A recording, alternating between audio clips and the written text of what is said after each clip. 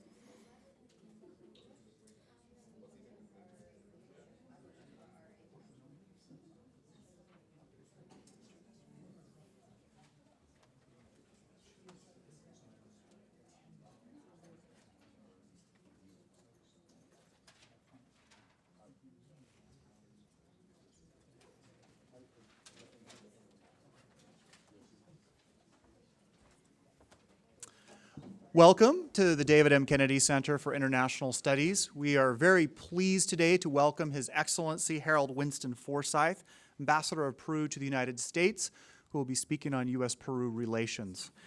Before we begin, just two quick announcements. You should have received a copy of a new series for this fall entitled African Worlds. This is an exciting opportunity to delve into African studies from the lens of the humanities, and will involve a number of very interesting speakers from our campus as well as beyond. We hope you'll review the schedule and hope to see you at these lectures. All but one of the lectures will be held here. Our first lecture will be held on the 20th of September, coming up next week at 11 a.m. in 1102 of the JKB. Aminata Sofal and Professor Chantal Thompson will be speaking on Paradise Lost and Regained in Africa. And that will kick off our series for the semester and what we hope to be a very exciting focus on Africa. The second item you may have already heard about, our book of the semester for fall 2012, Alan Taylor's The Civil War of 1812. It's the 200th anniversary of, I think, a much misunderstood or understood differently in terms of American versus British versus Canadian perspectives. Professor Taylor is a decorated historian with a Pulitzer Prize and a Bancroft Prize at UC Davis. It's a thick volume, probably our most ambitious book for a while, but we think to celebrate this 200th anniversary, we thought it would be a fitting tribute. Though our friends in history and Canadian studies are leading out on this one, but we hope if you haven't already heard about it, that you will mark your calendars for Wednesday the 17th of October when Professor Taylor will be on campus. You can pick up a discounted copy, a paperback copy at the BYU bookstore. And we hope you'll take time to do some non-required reading and join the conversation on the 17th of October. We'd like to begin, as is our custom at BYU, with an opening prayer. We've asked Chalita Pate, who is the coordinator of study abroad for the International Study Programs Office here in the Kennedy Center, to offer our opening prayer. Then I'd like to turn the time over to David Utrila, who is the honorary consul for Peru in Utah, who will introduce His Excellency. Chalita, and then David.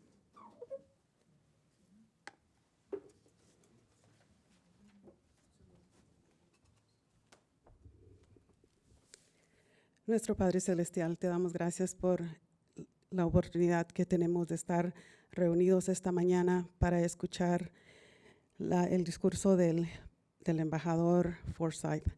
Te pedimos las bendiciones tuyas que estén en él para que él pueda comunicar las ideas y sus pensamientos que él tiene para nosotros y que podamos escuchar atentamente. Y te pedimos por tus bendiciones con él para que él pueda regresar a su casa sin ninguna novedad. Te damos gracias por esta gran universidad que tenemos, donde tenemos tantas oportunidades de conocer y de saber de otras culturas y de otras partes del mundo. Y todo esto te lo pedimos en el nombre de Jesucristo. Amén.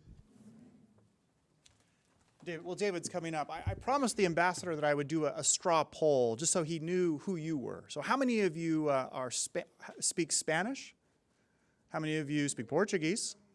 Okay. How many of you have been to Peru? And how many of you have traveled in Latin America? All right. Thank you. So that gives us a sense. David? Good afternoon. Ambassador Forsyth is a Peruvian career diplomat, politician, and journalist. He was born in Lima in 1951. He is married to Maria Veronica Summer Mayer, and they have 3 children. He studied at Champagnat School. He entered the journalism faculty at Catholic University in Lima. In 1972, he continued his studies at the Peruvian Diplomatic Academy and obtained his degree in diplomacy and international relations. He has postgraduate studies in political science at the Simón Bolívar University in Caracas, Venezuela. In 1977, he started his diplomatic career abroad, having served in Chile, Bulgaria, Venezuela, Canada, and Germany. In 1993, during the regime of President Fujimori, he was one of the founders of Foro Democrático, a non-governmental organization created to fight against authoritarianism, promote democratic values, defend human rights, and encourage the respect for the rule of law. In 1994, Ambassador Forsyth also founded Asociación Civil Transparencia, an independent organization composed by distinguished members of the civil society with the purpose of verifying the results of the elections in Peru in a context where the confidence in the official electoral institutions have been seriously compromised. Forsyth was elected as a congressman in 1995. Apart from the defense of democracy and civil liberties, he concentrated his activities in drafting legislation concerning international relations, foreign policy, and external trade. As an international observer, he attended electoral processes in Colombia, in Mexico, Guatemala, Nicaragua. From 2000 to 2001, he worked as a consultant to the General Secretariat for Andean Community of Nations. He has served as an ambassador of Peru in Colombia from 2001 until 2004, and in Italy from 2004 until 2005.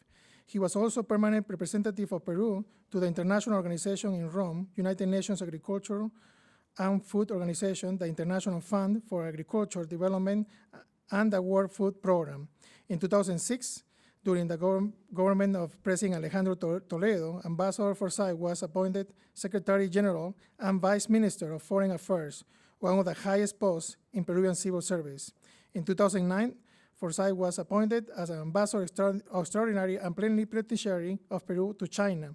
During his tenure, he led the implementation of 3 free trade agreements signed in April 2009. He currently serves as an Ambassador Extraordinary and Plenipotentiary of Peru to the United States of America since August 2011. Ambassador Forsyth is author of Conversations with Javier Pérez de Cuellar and acted as director of the Peruvian edition of Le Monde Diplomatique from 2007 until 2009. He is also a regular contributor to the Peruvian newspaper El Comercio and other weekly publications, Caretas, and has several radio and TV programs specialized in politics, foreign policy, and international relations. Now it is my honor to introduce to you His Excellency Ambassador Harold Forsyth.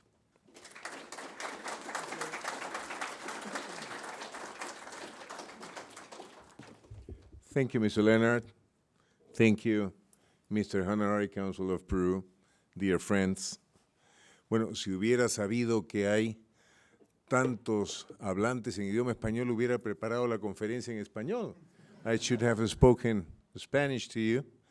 But anyway, Mr. Utrilla, our honorary consul here, who has been living in Salt Lake City for quite a long time now, has said a lot of things about myself. It seems that I have done many things, but it's not that I have had such a long life anyway. But so, yeah, I've been busy. That's also true, and I'm absolutely delighted with this chance that life has given me to serve as Peruvian ambassador to this wonderful country, the United States of America. We have so many things to share, and both Peruvian authorities and United States authorities are having a very good job, and we have a lot of challenges for the near future. We're working very hard. And being myself in Utah for the first time, I just had the chance to meet Governor Herbert. And we were mentioning that the geographical position of this wonderful state of the United States is amazing. So you have a great chance to look east. And we do the same thing. We work very hard in an international organization with the United States, which is APEC. They just met in Vladivostok in Russia. And we have tremendous challenges like, for instance, the Trans-Pacific Partnership. And that's an extremely interesting information for you, and I'll try to share some of these concepts. What is it that we Peruvians, Peru, have in common with the United States in terms of real challenges in relation to the East, to the tremendous shifting of power, which is happening in the world, the emergence of China as a real superpower in economic terms, the meaning of Japan, Brunei, Malaysia, Vietnam, and so many other countries in that very neuralgic region. But before speaking to you about that, I'd like to mention a few facts of Peru.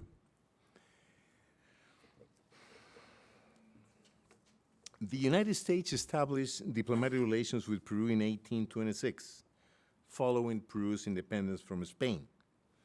Freedom of commerce and protection of foreign investments were the main concerns at that time. After the so-called War of the Pacific, when Peru lost two of its richest provinces, Peruvian foreign policy focused on two interrelated issues: the resolution of our territorial disputes with Chile, Colombia, and Ecuador, and the reconciliation of an expanding and deepening relations with the United States government. The two issues were entwined since the Peruvian government and people, for part of the period, expected the support and assistance of the United States government in resolving these three territorial issues. The United States was aggressively and extensively involved, albeit sometimes in a manner contrary to Peruvian desires, in the resolution of all these three disputes. A lot of water has passed under the bridge, and now, in the 21st century, almost 200 years later, our partnership has endured and strengthened. Peru and the United States promote respect for human rights as well as a broad support for democracy and the rule of law, as part of our fundamental values and traditions. The strengthening of good governance and social inclusion through economic growth based on free trade and open markets are two basic components of our common vision in the world. In addition, both countries have embarked in stronger cooperation against terrorism, nuclear proliferation, transnational crime, and other international threats to peace and security in the Western Hemisphere. As you may know, Peruvian democracy continues to strengthen. After authoritarian regime Peru experienced during the 90s, Peruvians have managed to restore confidence in the democratic system and values. Within this framework, our country has had 3 consecutive fair and uncontested presidential elections in 2001, 2006, and 2011. Economically, Peru has begun to reap the benefits of growth and stability, open trade, and responsible fiscal and monetary policies. Our macroeconomic indicators are among the best in the region and even in the world.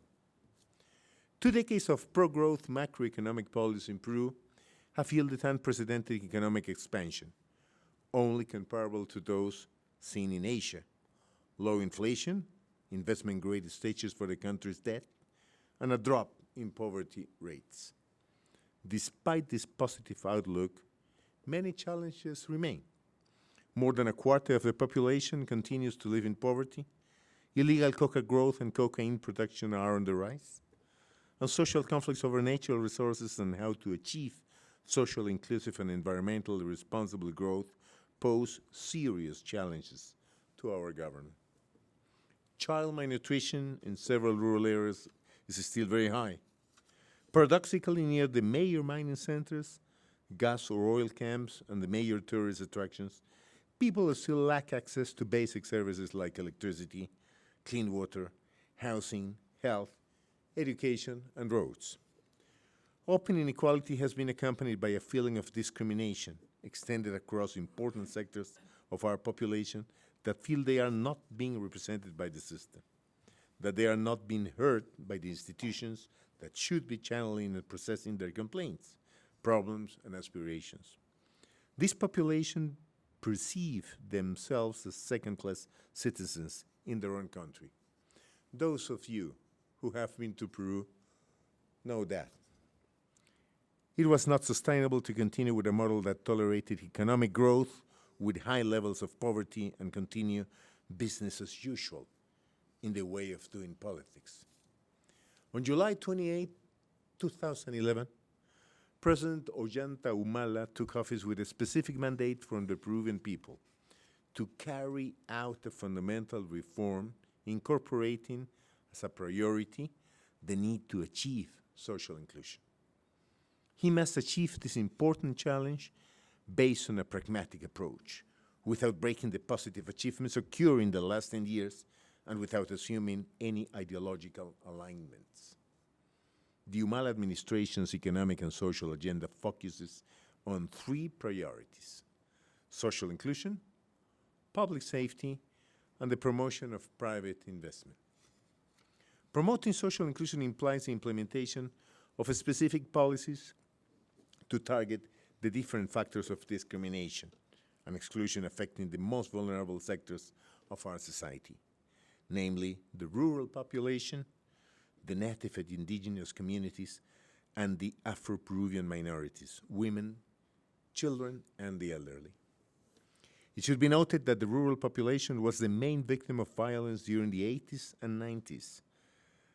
According to the Truth and National Reconciliation Commission, la Comisión de la Verdad, from a total of reported victims, 79% lived in rural areas and 56% were occupied in agricultural activities.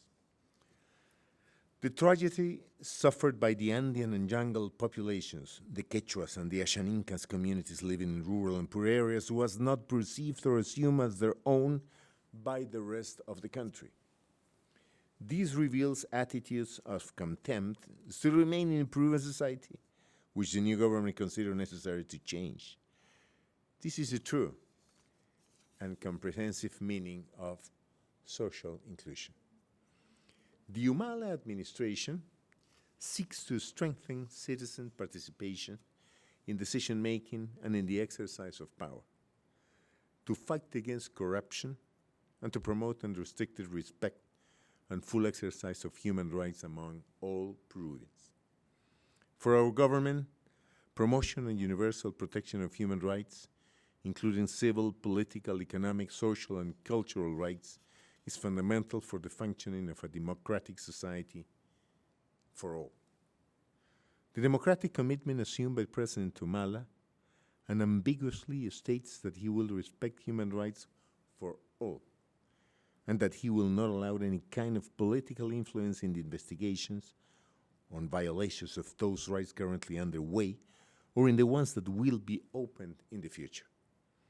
This commitment to promote and defend human rights has begun to materialize in various measures, such as the enactment of the prior consultations law in favor of native and indigenous communities regarding mining investments.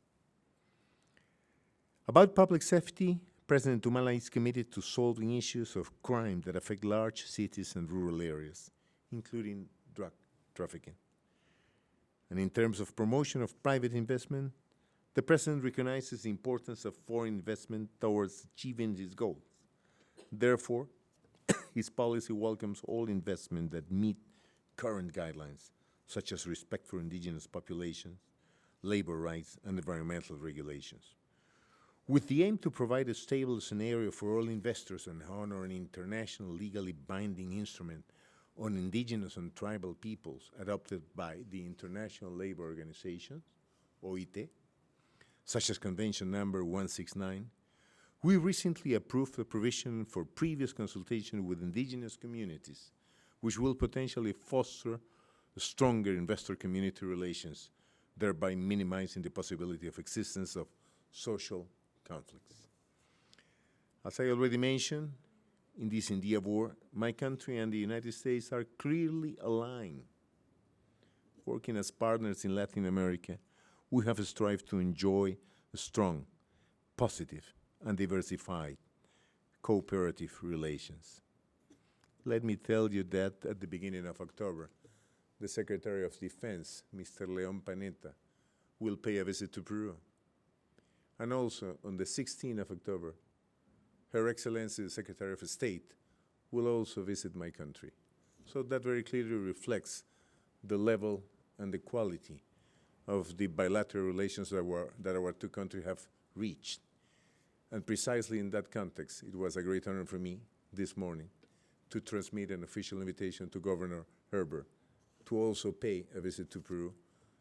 So after that, we will be able to begin a bilateral relations between this state and Peru in terms of trade, in terms of cultural promotion, and in terms of many other challenges. The fact that many people living here in Utah know about Peru because have been to Peru is an added value which gives tremendous potential to the new ideas that have emerged after this meeting with Governor Herbert. Economic and commercial ties have deepened with the 2009 implementation of the United States-Peru Free Trade Agreement. United States investment in Peru has grown substantially in recent years and has two-way trade. The United States is one of Peru's largest foreign investors and trade partners. More than 400,000 United States citizens visit Peru annually for business, tourism, or study. Peru is a participant in efforts to negotiate a regional trade agreement under the Trans-Pacific Partnership, which also includes the United States, and I will tell you a little bit later what is this TPP about.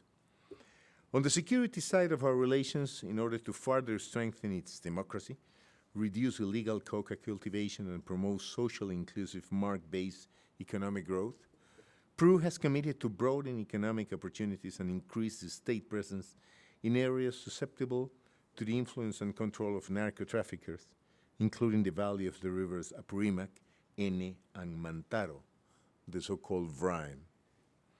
United States assistance promotes these objectives through bilateral programs that support Peru's anti-narcotics and alternative development efforts, increase social and economic inclusion, improve governance, and sound environmental stewardship. Peru and the United States cooperate on efforts to limit the production and illicit coca cultivation, aviation support for eradication and interdiction operations, and technical assistance and equipment for the Peruvian National Police and our custom agency. The United States also provides funding to build the capacity of judicial actors. This United States government-supported law enforcement effort complement an aggressive effort to establish an alternative development program for coca farmers in key coca growing areas to voluntarily reduce and eliminate illicit coca cultivation. In this regard, I would like to underline the outstanding results jointly obtained at the San Martin Miracle. San Martin is a region of the northern jungle of Peru, where an integrated approach that involves economic, governmental, and security issues transformed this part of my country through a successful alternative development program financially and technically supported by the United States government. They have managed to generate millions of dollars in legitimate revenue from cacao and coffee production, and that have cut extreme poverty significantly. This is a substantive success that will be replicated in other areas, but also beyond the limits of the hemisphere in Afghanistan and other parts of Asia. We are very proud to call it the Milagro San Martin. Peru and the United States have also embarked in a more strategic approach regarding defense and security. On 28th of March 2012, I had the privilege to sign a memorandum of understanding with the United States for further political and military cooperation. This is a large step in the bilateral relationship of both nations. It is, in fact, a very important step forward in the right direction. This non-binding political military memorandum of understanding, culminated after 2 years of negotiations, is a political message of our common will to engage in discussions on a whole range of issues, not only drug trafficking and organized crime, but nuclear proliferation, humanitarian relief, military training, capacity building in human rights, and so on. This MOU, Memorandum of Understanding, I should say, institutionalizes a biennial political military dialogue between the United States and Peru, broadens and strengthens bilateral cooperation on political military issues, and helps achieve the two countries' shared security-related objectives. The MOU reflects the diversity and strength of the bilateral relationship and further advances the key regional partnership with the United States. We believe that Peru has a key role to play in the security of the Southern Pacific. For the time being, the closest partners have been Chile and Colombia. But our country has proven to be a reliable partner that shares the same objectives and principles as the United States when it comes to joining forces against the scoundrel of terrorism, international crime, nuclear proliferation, and the disgraces derived from natural disasters. We are ready to cooperate with the United States in that regard, too. Within this framework, our two countries have put on the bilateral agenda the negotiation of a new defense cooperation agreement, which will update and replace an old treaty signed in 1952. The new challenges and opportunities to work cooperatively are enormous, and we are quite confident that we can pursue a new kind of relation, a more strategic one, as partners in the Pacific. And now I will tell you something about this so-called Trans-Pacific Partnership. There is another aspect in our common foreign policy projection and vision as part of the Western Hemisphere that unites Peru and the United States, the Trans-Pacific Partnership, also known as TPP, which, as I told you before, poses an interesting challenge for Utah also, because it gives a tremendous window of opportunity to your state. Peru's participation in the TPP, as well as in the Asia-Pacific Economic Cooperation Forum, APEC, is part of a foreign policy strategy to strengthen and deepen economic and political ties with the Asia-Pacific regions, which comprises many of the most dynamic economies in the world, and is increasing its importance as a forthcoming international trade and economic growth hub. In this sense, the TPP allows Peru easy access to this region that accounts for nearly 60% of global GDP international, 48% of international trade, and a third of the planet's population. The negotiations towards this agreement are part of the process of economic liberalization begun by Peru 2 decades ago in order to consolidate its integration to the world economy, to create more trade and investment opportunities, and to attain economic development. From a trade perspective, the current TPP participants, we are 11 countries right now, and hopefully the treaty will be signed early next year. These current TPP participants concentrated in the last year more than 21% of Peru's total export, exceeding by 33% 2010's figures and represented 24% of Peru's imports. With the signing of this agreement, Peru is seeking to substantially increase trade with the TPP member countries through a duty-free access for our products to its 500 million inhabitants market. Yes, 500 million, which together represent 110 times Peruvian GDP. With the exception of Chile, Malaysia, and Vietnam, TPP countries' GDP per capita is 7 to 10 times bigger than ours. As well, TPP countries offer a diversified market for our exports and account for about 62.3% of foreign investment made by the region as a whole. The inclusion of Mexico and Canada, which occurred recently, and they have already joined the process, opens new opportunities also. Once completed, the TPP agreement will join the network of free trade agreements signed by Peru in the last year. Peru has already these kind of agreements with the United States, China, Singapore, Canada, Korea, Chile, Mexico, and the European Union. This will also allow us to have a stable and secure environment with TPP countries, Australia, New Zealand, Malaysia, Brunei, and Vietnam, including, of course, Australia, Mexico, Canada, the United States, and Chile. These are the 11 countries that will structure together the most powerful commercial zone of the world in the next few months. And that's why I was saying to you that the Trans-Pacific Partnership represents a tremendous window of opportunity for the private sector here in Utah. The TPP aims to build a high standard agreement to support economic growth, development, and the creation of jobs within their member countries. This agreement will also include aspects that go beyond the traditional tariff reduction.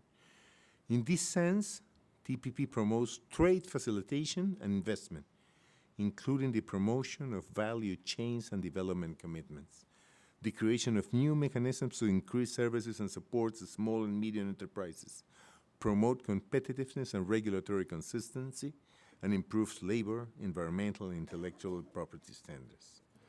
The agreement also seeks to become a keystone for a larger free trade area of the Pacific Asia region, which will be open for other APEC economies, and in that sense will allow mechanisms for their flexibility and evolution.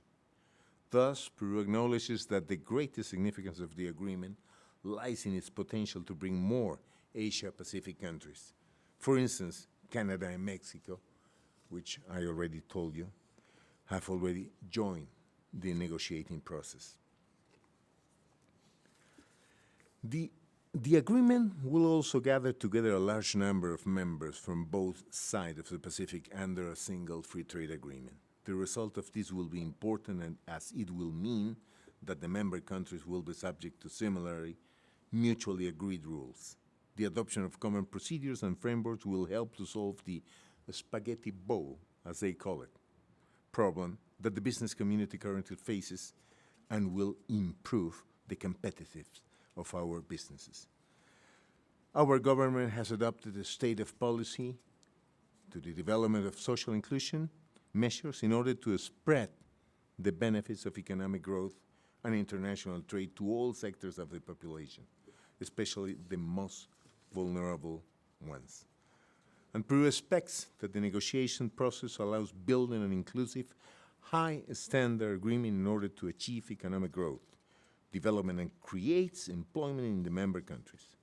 Given the virtual paralysis of the Doha round at the multilateral level, this is the only means available to continue pursuing free trade in one of the most dynamic regions of the world.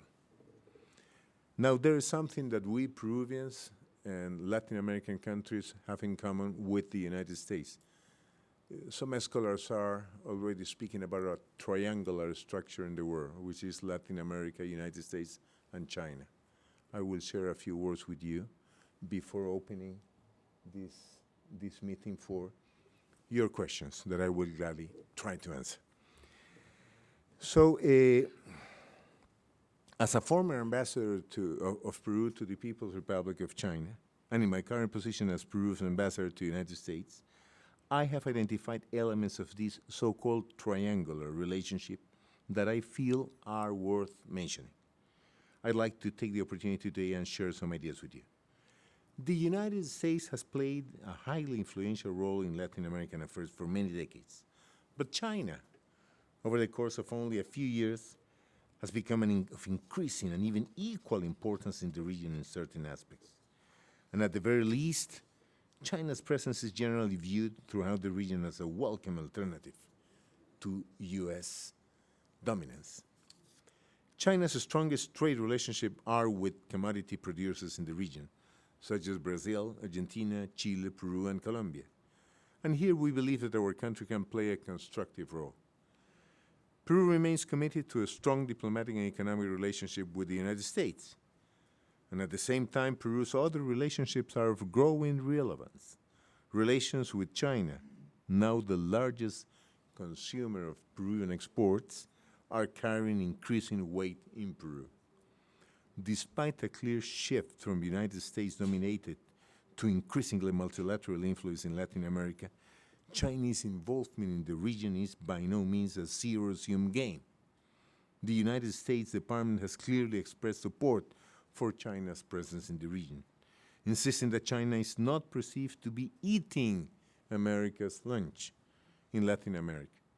There remains, however, much discussion within the beltway of China's grab for regional resources.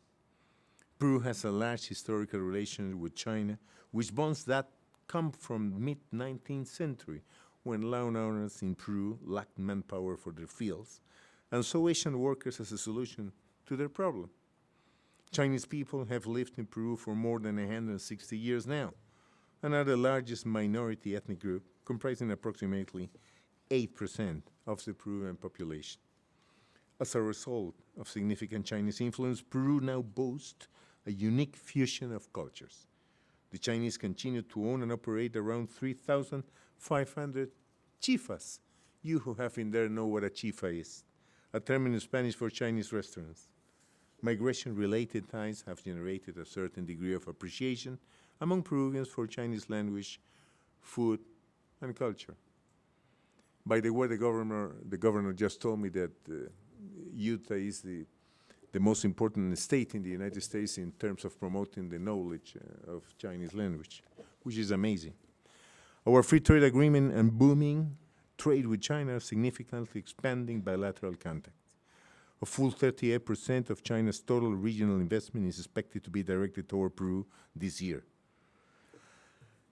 And China-Peru trade, investment, and cooperation opportunities are clearly abundant.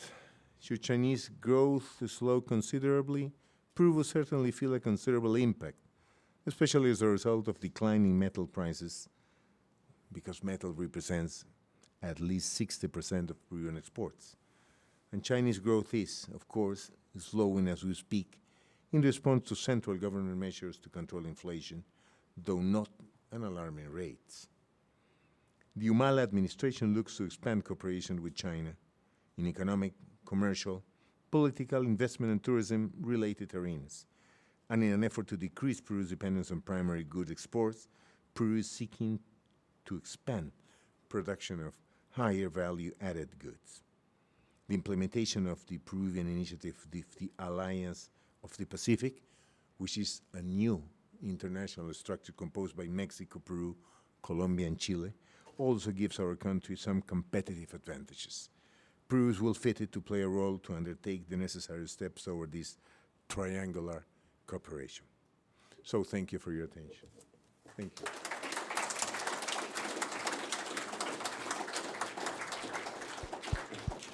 We only have time for just a few questions, but invite questions from faculty and students. Raise your hand, we'll bring the microphone to you, and then if you're a student, tell us your name and what you're studying. So, sure. One chance.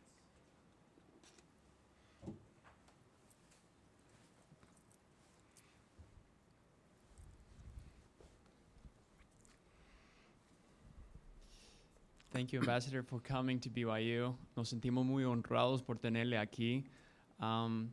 My question is in regards to the organizations, non-government organizations that are in Peru. I would like to know, some of them are effective in reducing social inequality as well as economic inequality. Others are not effective. I would like to, on your perspective, what are some of the most effective non-governmental organizations that help the Peruvian people that come from specifically foreign countries? Bueno, muchas gracias. Por supuesto que para mí es un honor inmenso estar en esta universidad que tiene tanto prestigio en los Estados Unidos y en el mundo. It's a great honor for me to be in BYU. This university has a tremendous prestige in the United States and in the world, of course. And thank you very much for your question. There is an important involvement of several international organizations with the reality of my country. And for instance, the Peace Corps, which is not properly a non-governmental organization, have been there for more than 50 years now. As the Mormon Church, for instance, you have also been doing things in Peru for an important number of years, and many of you have been there in the past. There are very important international organizations committed for aid. For instance, the German Catholic organizations, they are extremely active. Caritas also is very active, and the Red Cross. So I will mention these international organizations as the key elements with a full compromise in our reality. But we're facing a problem too. I have mentioned that Peru's growth is impressive, and that's a reality. And because of that growth, a lot of the potential of international aid and international compromise is going to some other countries that are probably more needed than in our case. According to the so-called Human Development Index of the United Nations, we are becoming a country with high income, un país de renta media alta. And when you are in such a situation, a lot of the resources go to other parts. So, but the thing is that because of the inequality of the Peruvian reality, we also need the world's involvement. And we also need the participation of non-governmental organizations, and at least we also need the continued compromise of the Mormon Church with our reality.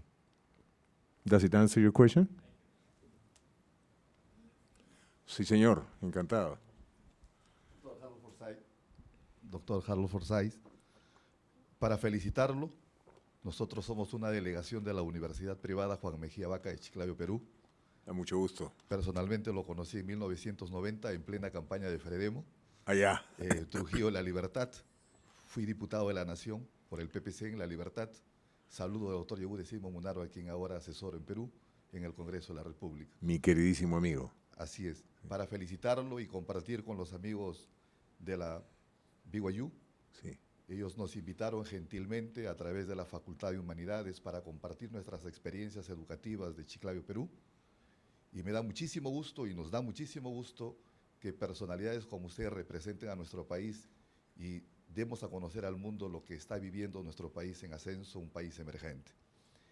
Mi intervención era para poder insistir en la conferencia que di ayer también en el Instituto Whittier de esta prestigiosa universidad, de un fenómeno que está ocurriendo en nuestro país y que ha sido el pivot de nuestro crecimiento económico, que es el emprendedorismo y las aplicaciones empresariales, sobre todo de la gente joven, que es uno de los factores que estamos enfrentando muy bien la pobreza en nuestro país, independientemente de las muy buenas políticas del actual gobierno del presidente Humala. Quisiera que nos diga, nos amplíe el panorama sobre lo que es el emprendimiento en nuestro Perú, no solamente en la gastronomía, sino en los distintos servicios que está viviendo las diferentes regiones, sobre todo interiores del Perú. Muchísimas gracias. Bueno, encantado de saludarlo y de verlo nuevamente después de todo este tiempo. Entonces, esta respuesta solamente la voy a dar rápidamente en español. Efectivamente, mi compatriota toca un punto muy, muy interesante que yo no mencioné en mi comentario, que es la capacidad de los peruanos y de las peruanas de promover su actuación en el mercado libremente con tremenda imaginación. Es lo que él llama el emprendurismo y efectivamente es una característica del Perú de nuestros tiempos. La gastronomía peruana es un boom en el mundo entero. Me contaba el cónsul honorario Utrilla que aquí en Salt Lake City solamente hay más de 10 restaurantes de comida peruana. Abundan en todo Estados Unidos y abundan en todas partes del mundo. Ese es un fenómeno muy curioso, como lo es la capacidad de acción del pueblo peruano en las circunstancias más difíciles y con una vocación industriosa admirable de encontrar nuevas opciones para el desarrollo empresarial, concretamente en la pequeña y en la mediana empresa, que es uno de los factores del éxito clave ahora de la economía peruana, tema en el cual también tenemos proyectos de trabajo conjunto con Estados Unidos. Muchas gracias. One more?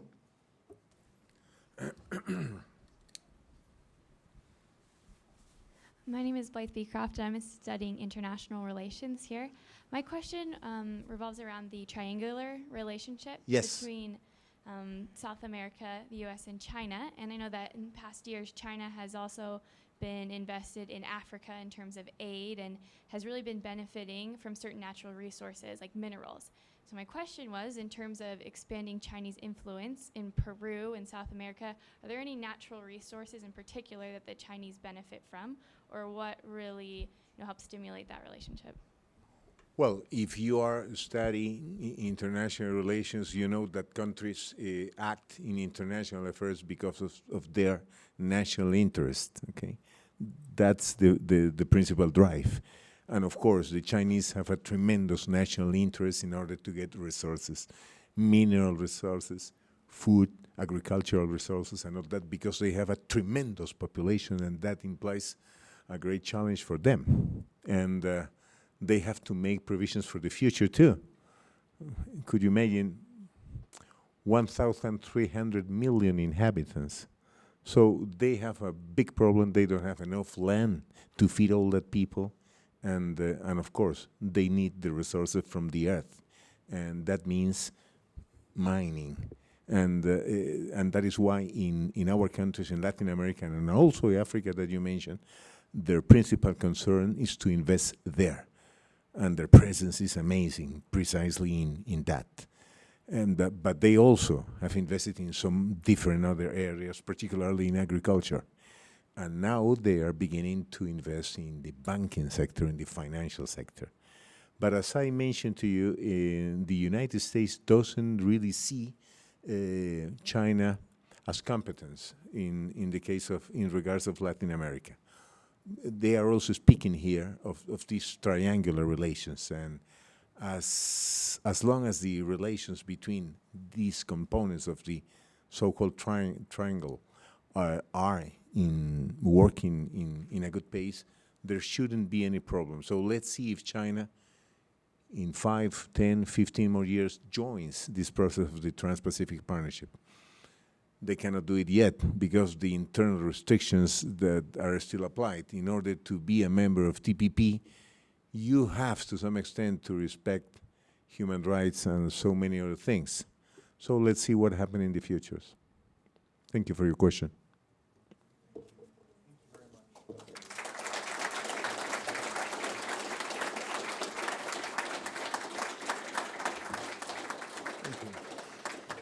Muy bien.